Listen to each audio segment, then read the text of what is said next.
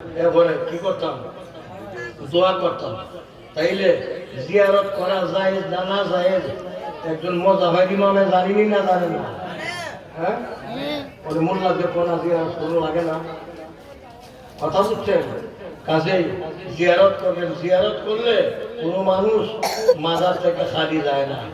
গাউসে পাক আব্দুল কাদের জিলানী রাদিয়াল্লাহু তাআলা আনহু উনি বলেন যে আমার ভক্ত মুরিদান আমারে যারা মায়া করে, তারা যদি কোনো বিপদ হয়, কোনো মুসিবতে পড়ে, আর তারা যদি আমার ডাক দেয়, তাহলে আমি আব্দুল কাদের জিলানী আল্লাহ এমন ক্ষমতা দিছে তারা বিপদ থেকে তরাইতে পারি।